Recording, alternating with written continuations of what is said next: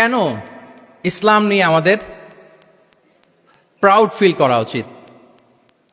আমরা সবাই মুসলিম, এজন্যই কি ইসলাম অনন্য? আমি ইসলাম ধর্মের অনুসারী, তো গায়ের জোরে কি আমি ইসলামকে শ্রেষ্ঠ বলবো? শ্রেষ্ঠ বললে হবে না। আল্লাহ তাআলা এমন কিছু ক্যারেক্টারিস্টিক্স, এমন কিছু ফিচার দিয়ে ইসলামকে সৌন্দর্যমণ্ডিত করেছেন, বিউটিফাই করেছেন, ফলে বাই ডিফল্ট ইসলাম শ্রেষ্ঠ। আল্লাহু আকবার।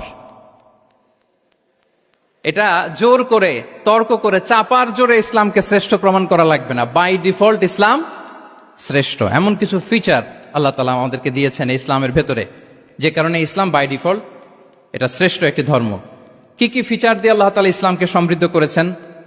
কেন ইসলাম অনন্য? কেন আমাদের মুসলিম আইডেন্টিটি নিয়ে আমাদের প্রাউড ফিল করা উচিত? এ বিষয়ে প্রথমে কথা বলবো। এরপরে কথা বলবো what should we do to protect our Muslim identity. কেন আমরা প্রাউড ফিল করব মুসলিম আইডেন্টিটি নিয়ে? এরপরে কথা বলবো এই মুসলিম আইডেন্টিটিকে আমরা কিভাবে প্রোটেক্ট করতে পারি। তাহলে প্রথমে ইসলামকে আল্লাহ তাআলা কি কি অনন্য ফিচার, ক্যারেক্টারিস্টিক্স, বৈশিষ্ট্য দিয়ে ধন্য করেছেন। আমরা যদি এই টপিকে কথা বলি তাহলে দেখব যে আল্লাহ তাআলা ইসলামকে একটা knowledge based way of life বানিয়েছেন। এটা জ্ঞান ভিত্তিক ধর্ম। অজ্ঞতার সাথে, ইগনোরেন্সের সাথে এই ধর্মের কোনো সম্পর্ক নেই। এবং ইসলামের প্রথম যে বাণীটি, কোরআনের প্রথম যে আয়াতটি, দ্য ভেরি ফার্স্ট ভার্স আল্লাহ তাআলা যে নাজিল করেছেন, সেখানেও আল্লাহ তাআলা আমাদেরকে জ্ঞানার্জনের কথা বলেছেন। হেরা গুহায় সূরা আলাকের প্রথম যে আয়াতটি নাজিল হয়েছে সেটি কি ছিল? ইকরা। আওয়াজ করে বলুন, সেটি কি? ইকরা বিসমি রাব্বিকাল্লাযী খালাক। Read in the name of your lord who has created. পড়ো তোমার প্রভুর নামে যিনি শিখিয়েছেন।